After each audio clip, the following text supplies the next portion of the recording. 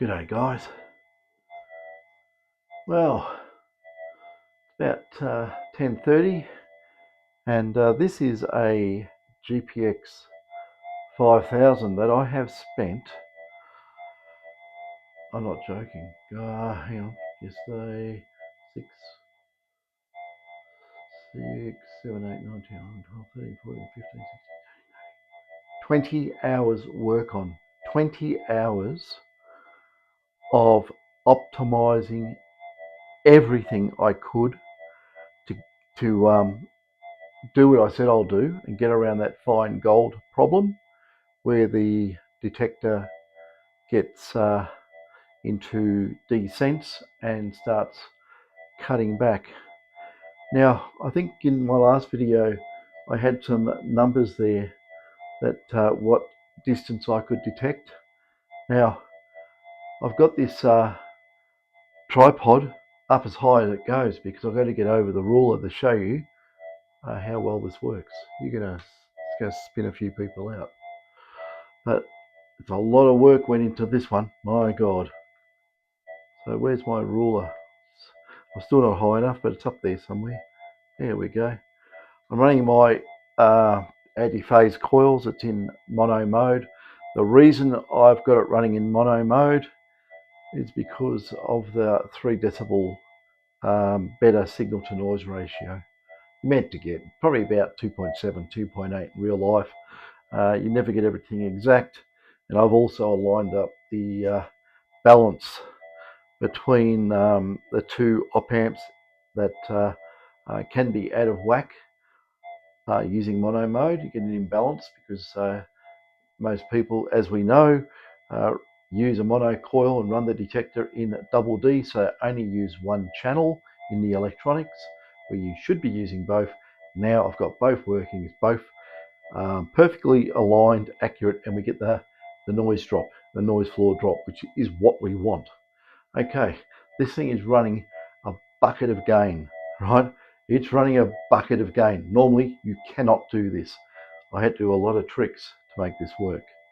Anyway, let's have a look at some of the most important things. First of all, let's have a look and see what mode we're in. Okay, we're in deep, we're in special, we are in mono, we are in tracking. I don't think I really want to be in, I'll flick it into fixed, so I don't really want to be in tracking for doing this. This ring, this ring here is very thin. We could get this at about 24 centimeters in normal mode. This is with the way this detector was stock standard. So let's have a look and see what we can get it at.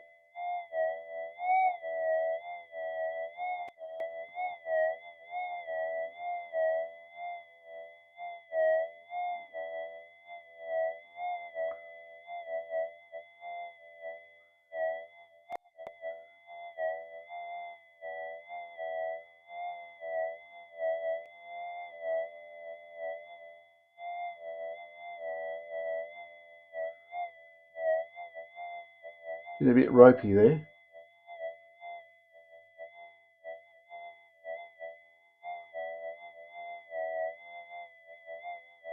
So we got a little bit of noise coming in. If that noise wasn't coming in, well, I've got all the electric power on it in the workshop. You've got to expect some of it. But if we go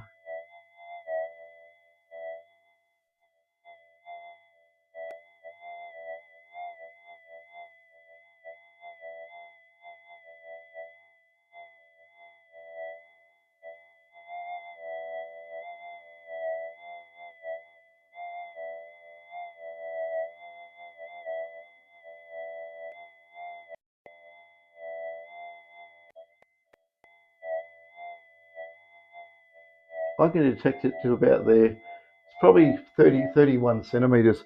I was getting a little bit higher before, but it's probably noise and so forth. Here's the biggest thing. Even though it's running a hell of a lot of gain, this will be something to look at. Now let's flick this into tracking.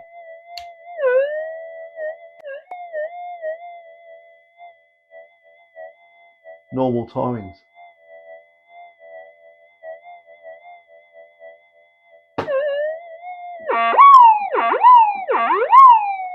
I've got to put it hard on the coil windings to get a sound out of that hot rock.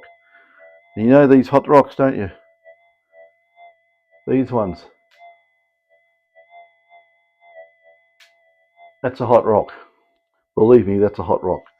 Normal timings. Okay. This coil here is just picking up the ambient interference and flipping it. It's not doing anything whatsoever. So it may look like I'm using 2 coils for receive. I'm only using this little tiny thing here. 6-inch coil. That's what it equates to. Maybe 5. I don't know. I didn't measure it. But it's small and it's balanced with that one. But anyway, just so we can do testing. There you go. Normal mode. We are 20. Hang on. Over standard gain.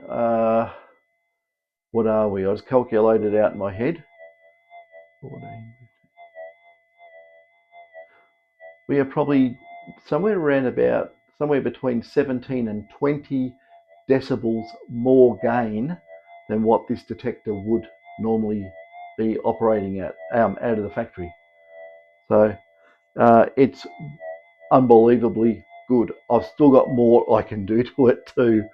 So that's normal mode, right? And you can see the depth, the height. We can get stuff. Now we'll try the other modes. This is where it gets interesting. Normally what would happen if you tried to run extra gain, enhance would drop down to about here because it would start desensitizing. But anyway, let's put it in, not enhance, sorry, fine gold. Fine gold's the problem, not enhance. Enhance still okay, but we'll get on to fine gold. Okay, we'll try enhance. Oops.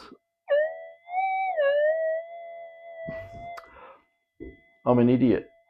I had the detector in special fine to start with. That was fine gold up there. I'm not joking. I just flicked it in. I thought it was in normal timings. I just flicked it into normal just then. God, okay. This is normal timings. Of course it is. It's quieter, isn't it? Funny about that. But that's the way the detector operates. It's all to do with when the receiver comes on. Anyway.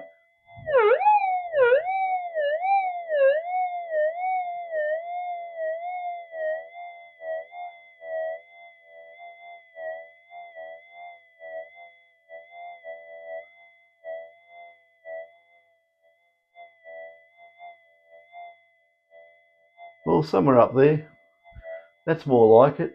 That's how far I got normal timings. That is unbelievable. And before, the thing is, I did do the ground balance with the hot rock in it, and that was on fine gold. It just chewed it right out. It said, "You're not there. I'm going to ignore you." Here's the test: hot rock, normal timings, full gain. Can we do it? Can we do it? Okay. I've got to get my head down level with the detector because I couldn't see like a parallel error with that switch. So I'll get right down. Let's make sure the switch is in the right position. Okay, it's on deep. It's on normal timings. It's on mono, and it's on tracking at the moment. I'll just flick it up to fixed, and I'll put it back in the tracking. Here we go. Big ask.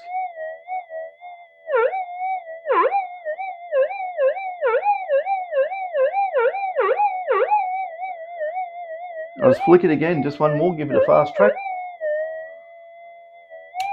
Fixed, back to normal.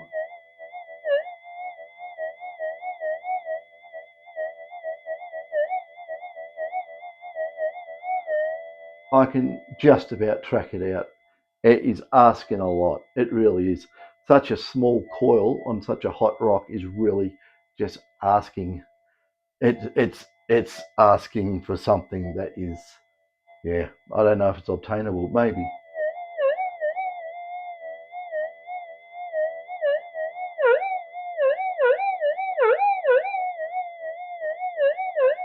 If I throw it into the coil itself, Hang on. One more track.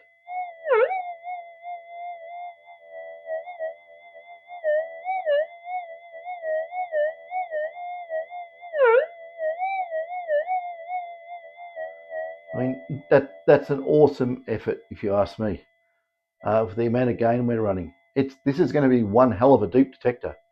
Deep as hell. Let's try enhance. Okay, tracking.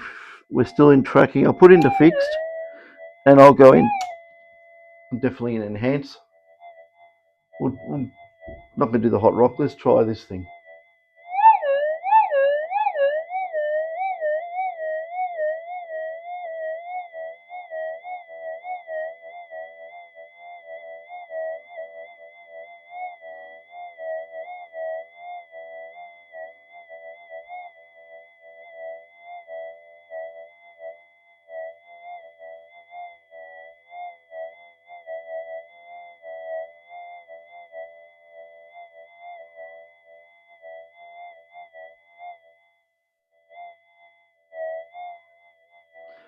I think it's putting out at about 28, something around there. So 28 centimeters for enhance.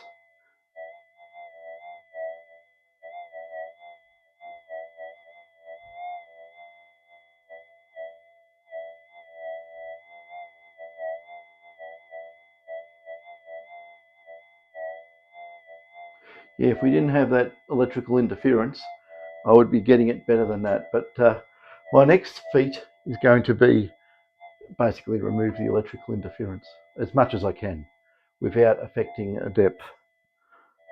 Enhance hot rock. God, I forgot about that, didn't I? Frighten the tracking. One more for good luck.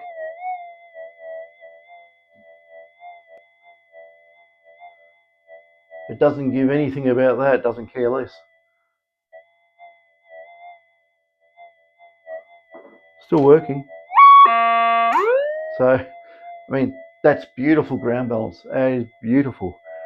There's hardly any detector out there in normal timings that'll ground balance on something like that Kalgoorlie hot rock. It just won't do it. So that is, 5000's taken care of. They are different than a 4500. They are different. And thus, I probably, hang on a sec, I'll turn that off. Yeah, I've got the other microphone sitting over near the speaker just so you could hear it. But that is a 5000. And that's the other microphone.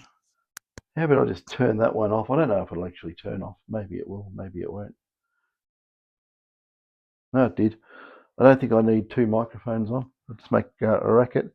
Speakers over here, little tiny speaker, and yeah, that's that.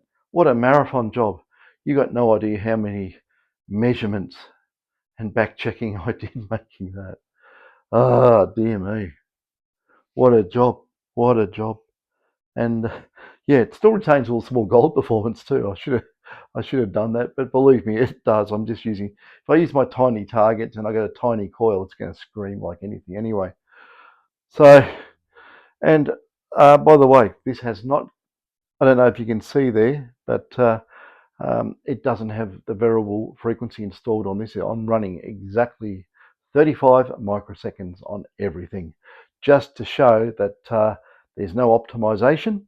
It is stock standard and it just had complete rebuild.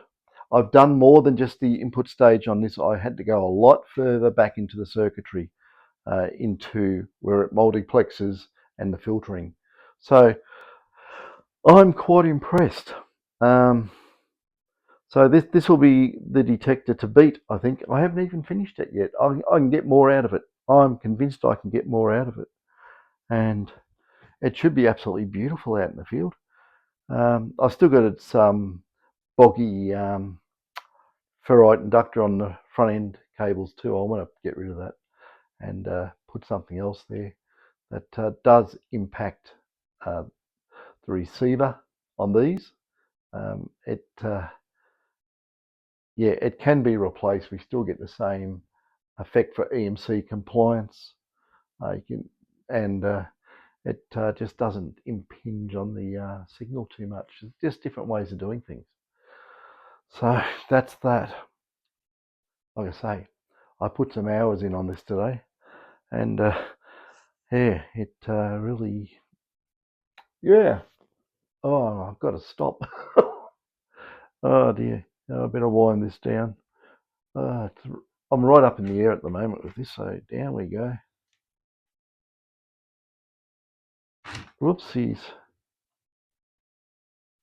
I've done this on my big pile of dirt. I've just got it taken down at the moment. I can slide buckets of dirt in here and just remove them. It's easy to do. Went and bought more containers. We've got buckets and buckets and containers of Denali hot ground.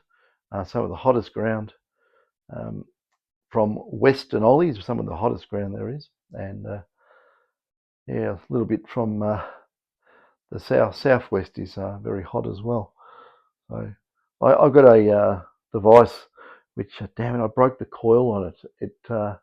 It measured the magnetic viscosity of ground, so you could actually put ground samples in. You could work out the susceptibility of the ground. So yeah, I've got to repair that. So that'll take a day and a half. It's got a phenolic coil assembly, clear sort of plasticky phenolic stuff. This thing was made in the 1960s. Try and buy one now. And it's really, really good and accurate at doing soil sampling just on that. So that's how I pick my hot ground. I go around and sample it here and there, and we just pick the hottest stuff. So if it works on the hottest stuff, it's going to work on the mild stuff. It's going to be a walk in the park. So yeah, this is going to be a doozy. This is good. The feedback on the 7000s I've done lately too is really good. There is no problem there. I've got one more to go out. I had to change some components, and somewhere in here I've misplaced them in my big cleanup, and they're critical to the operation of the 7000 to get some of the noise out of the system, and I can't find them. So I'm going to have a really, really hard look. That's a lot of stuff to go through. There's tons and tons of stuff in here, and even out in the other cupboard. So it's in here somewhere. I know I bought them, but I can't find them. So story of my life, misplacing stuff. By the way, I on the front end of this one on the input switching transistors, for this particular case, I use some of the newer ROHM transistors. The spec on them is unbelievable. It really is. Everything is just perfect. And I need that fast switching. I really need fast switching and minimal capacitance to make fine gold behave itself. So if you have a look at some of the waveforms on the oscilloscope, which I might do at a later date, you can see peaking, which is causing a problem, but it's hard to get rid of the peaking because of the way the input stage works, but I think I've got around that. So yeah, using different parts, and on all that, I've had the Dremel out and doing what everyone else does, grind the part numbers off, because I'm not doing all this hard work to have people copy it. It's not going to happen. No way. Not for the amount of time and effort I've put in. Like I might make modules up and sell the modules with instructions. Or is it a crazy thing to do, or what? I don't know. I think there's too much work goes into it. It's yeah, a bit more difficult to do than just, you know, unsolder things and solder things back in, and you know, cut tracks and add stuff, and it's very, very complicated. But anyway, you've seen it. You've seen that. That is absolutely a smasher of a detector now. That is, I'll tell you what, I haven't done to a 4500 what I've done to that. Okay, that is smashing it out of the park. It is unbelievable. So I might have to put a day aside and do the 4500 the same, and I just wonder how it's going to go. I can probably squeeze more out of it, just from an operational point of view, because the 45 does not have the fine gold mode. So it's always the issue. And I've been, like I said, I do this. I build them up, and people say they don't want fine gold. I go, great. And then they use it, and then they complain. This time you can use fine gold. It's full stick. It's right up there. Um, there's massive depth improvements here. Just on that ruler at the top there, I'm getting depth improvements. If you want to look at the numbers, it sounds stupid. What, 30%? How do you get 30%? That's ridiculous, isn't it? 30%. But that's what we were getting out of the others. We're getting the same thing, because it's the same process of doing the modifications. Oh, dear me. Anyway, that's enough waffle. I hope you enjoyed that, guys, because I did. Well, I'm enjoying it now. I wasn't enjoying it at the start. And I'll tell you what, uh, um, it's so damn sensitive at the moment that I discovered that that power supply, sorry, the power supply in the soldering iron here, this one I bought. Yeah, I can't have it on when I'm doing my tests. It's got a switch mode supply in it. Even though it was very, very low level, it's really impacting on signal levels. So I'll give you an idea how noisy it is just before I turn this thing off. Well, here we are. I'll turn this detector on. I better make sure the audio is on. Yep. And I think I've screwed the mylar strip. I have. Hear it? I've got to tap it. Yeah, I've busted one of the data lines on the mylar strips. I can tell a mile away. As soon as it makes that boo noise, that's what's happened. It's just been on and off, on and off, on and off, on and off, bent, and it's just gone and failed. But okay, have a listen to the detector. Maybe I need to put the other microphone on. I'll put the other mic on, because otherwise you won't not going to hear it properly. Okay, hope it's on. There it is. Okay, I'll put it near the speaker. Now I'll turn this soldering iron on.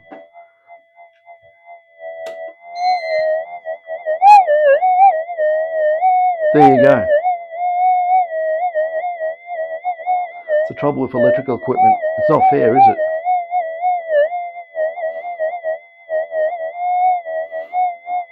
It'll kill that. And it's more quiet.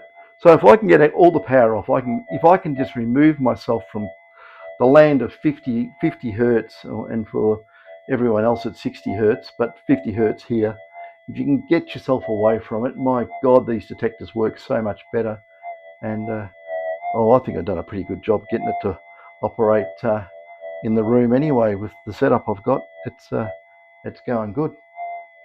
So there you go, 5,000, absolute butt kicker of a detector now. That's going to really, upset a few people. I'll tell you that now. It's just a lot of work needs to go into a 5,000, but can be done, and I'll just have to rebuild up some stuff, and we'll just have to see where it all goes. Oh, sorry, I'm falling asleep. Anyway, catch us.